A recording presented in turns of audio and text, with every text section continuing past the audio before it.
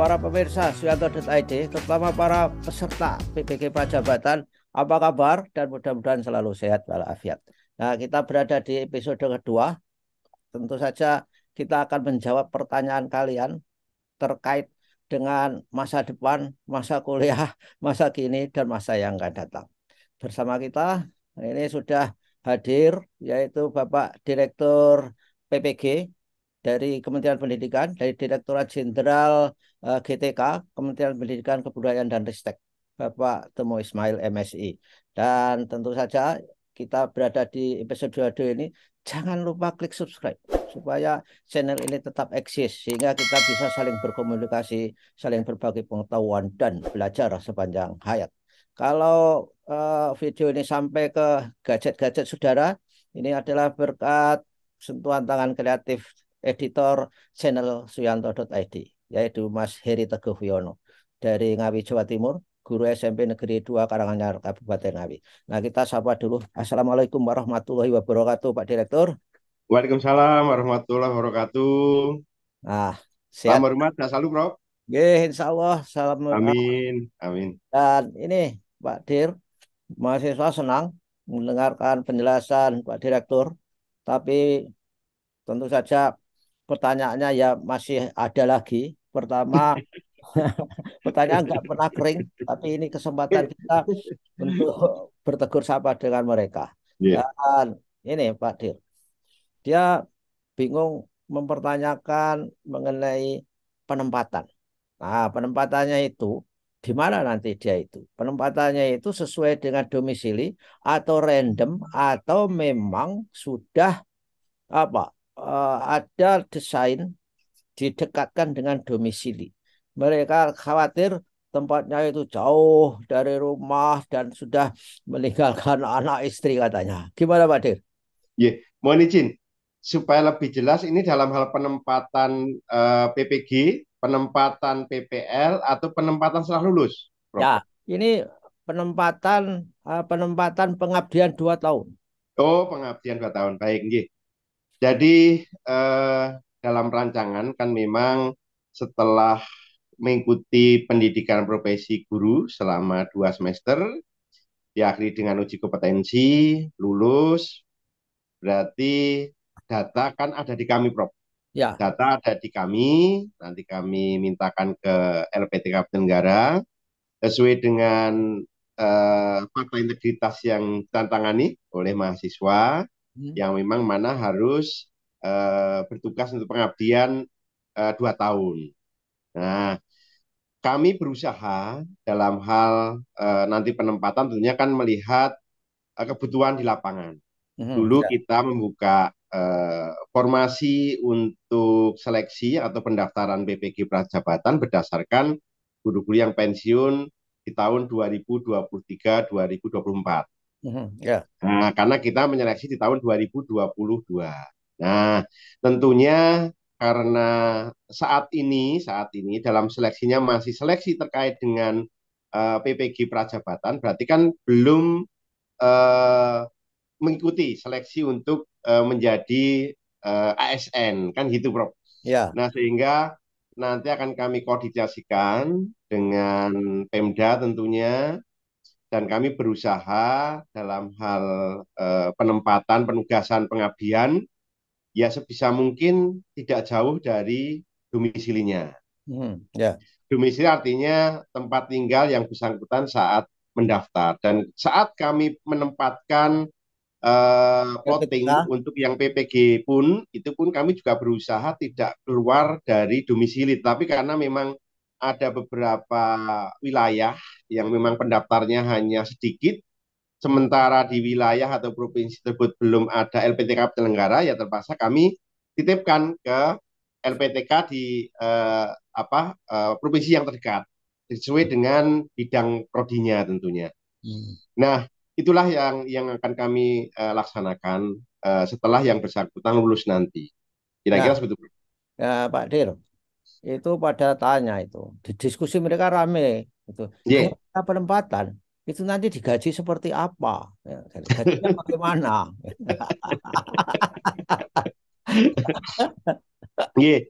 Jadi koordinasi kami tentunya kami dengan Pemda saat lulusan PPG itu nanti bisa ditempatkan di satu satuan pendidikan di sekolah negeri Ya. tentunya, utamanya dengan Pemda, Dinas Kabupaten Kota Provinsi, ya tentunya menjadi menjadi apa ya, bisa dikatakan tenaga tenaga pengajar di satu wilayah tertentu, kabupaten kota provinsinya. Nah, penggajian seperti apa? Tentunya sesuai dengan kebijakan dari masing-masing Pemdanya. Hmm. Nah, seperti itu, Prof. Nantinya.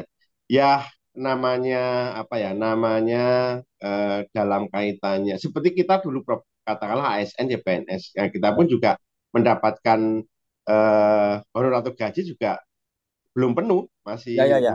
Masih apa? capek nah, Masih calon pegawai. 80%, kira-kira seperti itu dulu. Nah, artinya memang dalam prosesnya kan perlu ada perjuangan, perjuangan.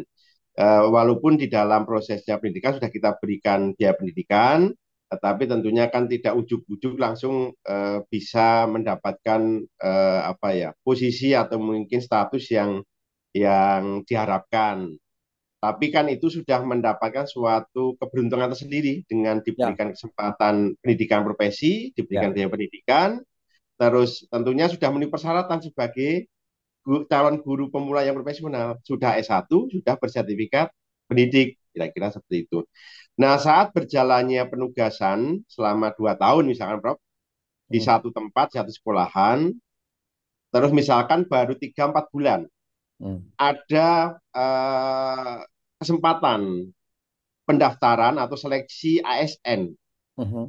Yang bersangkutan boleh mendaftar, tapi dengan catatan ASN-nya ASN guru. Hmm. Ya, Nah, itu boleh mendaftar, silakan mendaftar sesuai dengan formasi yang sudah ditetapkan oleh masing-masing Pemda sesuai dengan usulan ketetapan dari Kemenpan RB di mana yang formasinya yang ditetapkan. Boleh silakan mendaftar hmm. untuk mengikuti seleksi ASN. Nah, seperti itu, Prof. Baik itu yang ASN P3K maupun yang ASN YPNS kalau memang dibuka formasinya nanti.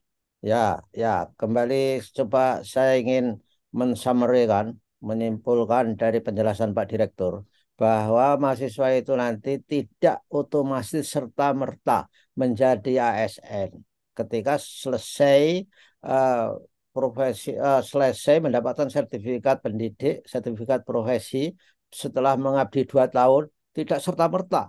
Jadi kalau mau ke ASN ada proses berikutnya. Karena Nggih. itu ASN guru Pak nantinya nggih. ASN guru, ya. Nggih tentunya Ya, nggih.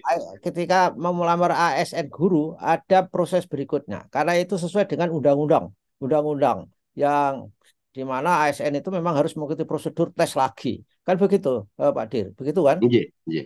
Nah, itulah saudara-saudara. Jadi yang seperti saudara harapkan di diskusi di kolom komentar di suyanto.id bahwa mudah-mudahan berdoa ada kebijakan setelah selesai kemudian mengabdi langsung ASN. Nggak bisa. Jadi harus melalui prosedur lagi.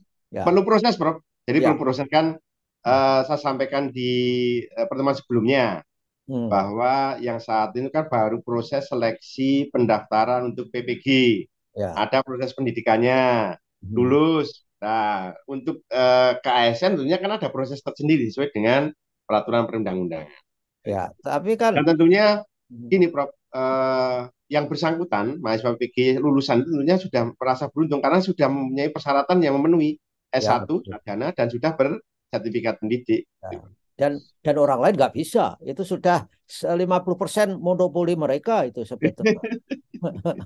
Kan orang lain yang belum PPG Prajabatan nggak bisa mendaftar. Walaupun saudara itu dibayang-bayangi oleh guru-guru honorer yang sekarang mulai direkrut oleh daerah. Bukan oleh daerah, entah oleh siapalah. Di sekolah itu tiba-tiba ada guru-guru yang sudah ngantri katanya gitu Pak Dir. Ya oke lah. Inilah informasi mengenai status saudara-saudara setelah ini penempatan. Nah, ada usul Pak Dir. Iya, iya Karena Prof. penempatan itu apa nggak mungkin panjenengan punya kebijakan untuk melakukan mapping kembali supaya mereka benar-benar kalau memungkinkan itu sangat dekat dengan domisili. Karena dulu ketika mengisi domisili itu kacau dengan tempat tanggal lahir. Ini persoalannya. Gimana? Oh, nah, keterkaitan dengan eh, domisili Prof ya, alamat maupun kesalahan dalam mengisi yang mungkin kesalah pengertian gitu. Ya, Domisili tempat lahir dengan domisili tempat tinggal kan gitunya. ya. Keterkaitan dengan mapping Prof, kami sudah punya data itu sekolah-sekolah mana yang gurunya akan pensiun di tahun 2023, 2024 dan seterusnya sudah kami mapping Prof. Kami ada datanya. Nah, bidangnya apa, terus ada di mana sudah ada semua, datanya ada. Hmm. Nah, tentunya keterkaitan dengan penempatan kan kami tetap koordinasikan dengan Pemda, dengan Ya. Pemda. Nah, tentunya data dari RPTK, data dari mahasiswa lulusan kan bisa kita coba olah kembali, kita kita mapping kembali, Prof. Tetapi kan eh, dalam hal jumlah dari masing-masing Daerah. itu kan ada yang kekurangan, ada yang kelebihan. Ya, betul. Contoh begini, Prof. Contoh. Di tahun 2022 itu Hmm. masih ada 4 provinsi yang belum mempunyai LPTK penyelenggara. Hmm. Ya. Seperti Provinsi Bangka Belitung, Kepulauan Riau, Sulawesi Barat, Kalimantan Utara. Itu di tahun 2022 belum punya LPTK penyelenggara, Prof. Ya, Nah, ya. sehingga di gelombang satu itu terpaksa kami titipkan di provinsi terdekat yang LPTK-nya sesuai dengan bidangnya. Hmm. Nah, nah tentunya kita juga bisa lihat data keterkaitan dengan kebutuhan dari masing-masing daerah, Hmm. kabupaten, kota, provinsi, Ya. antara yang satu dengan yang lain, antara kebutuhan dengan ketersediaan belum tentu semuanya sama, klop. Hmm. Nah, betul. Nah, sehingga dimungkinkan ada provinsi yang memang dari lulusan PPG-nya dengan kebutuhannya sangat kurang, Hmm. Hmm. sangat Oke. kurang. Ada juga yang pelaksanaan atau jumlah PPG, mahasiswa PPG-nya Prajabatan dengan kebutuhan di satu provinsi itu melebihi ada. Lebih. Ya, ya. Iya. Ya. Khususnya untuk yang Pulau Jawa itu hampir eh, apa melebihi dari masing-masing kuota target kebutuhan yang ada. Hmm. Tetapi kan ada bersebelahan, Prof. Contoh seperti perbatasan antara Jawa Timur dengan Jawa Tengah. Hmm. Ada perbatasan antara Jawa Tengah dengan DIY. Hmm. Ada Ya. perbatasan antara Jawa Barat dengan Jawa Tengah. Nah, itu mungkin nanti yang perlu kita petakan lebih detail, kita mappingkan lebih detail supaya dalam hal penugasan untuk pengabdian ya, penugasan apa ya, penugasan untuk Ya. pengabdian itu bisa optimal tentu yang kita harapkan. Ya. Ya. Ya. Ya. Oke. Karena biasanya kalau pegawai yang berasal dari satu provinsi itu akan lebih apa Prof ya, akan lebih srek gitu untuk ditugaskan daripada mungkin yang di tempat lain yang mungkin apa eh, dari luar provinsi. Nah, Oke. yang berikutnya kan ada beberapa program Prof dari eh, lembaga donor pendidikan yang punya punya program. Nah, itu juga akan kami coba koordinasikan. Nah, siapa tahu dalam hal nanti penempatan mungkin di daerah perbatasan atau remote yang mungkin akan mendapatkan juga tambahan biaya hidupnya misalkan. Nah, Ya. itu yang Ya. akan kami coba koordinasikan, kolaborasikan dengan beberapa lembaga donor pendidikan yang mempunyai program dalam hal eh, pemenuhan kebutuhan guru. Nah, Ya. kira-kira kan ada banyak program yang mungkin dalam peningkatan kompetensi atau mungkin dalam peningkatan kapasitas sekolahnya. Nah, kalau itu bisa kita kolaborasikan, kita punya calon guru tempatnya satu tempat. Nah, Hmm. dari lembaga donor yang ada bisa memberikan bantuan ya, gaya hidup dan sebagainya. Ya. Ya. Ya. Begitulah. Saudara-saudara, bagaimana Pak Direktur memikirkan nasib Anda semua supaya lebih bisa tidak terlalu berat untuk dijalankan. Lembaga donor juga sudah dipikirkan, koordinasi dengan daerah juga sudah akan dilakukan sesuai dengan saran kalian. Saran kalian di chat kita, di komen, di kolom komen itu kan diminta bahwa kementerian disarankan supaya berkoordinasi sejak dini. Insya Allah ini akan dilakukan sejak dini. Oke lah, terima kasih Pak Direktur atas kesempatannya. Mudah-mudahan kita bisa ketemu lagi untuk menjawab pertanyaan mereka. Terima kasih. Wassalamualaikum warahmatullahi wabarakatuh. Waalaikumsalam warahmatullahi wabarakatuh. Salam sehat, Prof. Salam Amin. hormat. Oke. Tetap semangat rekan-rekan mahasiswa PPK Prajabatan. Nah, sekali lagi semangat. Terima kasih. Semangat.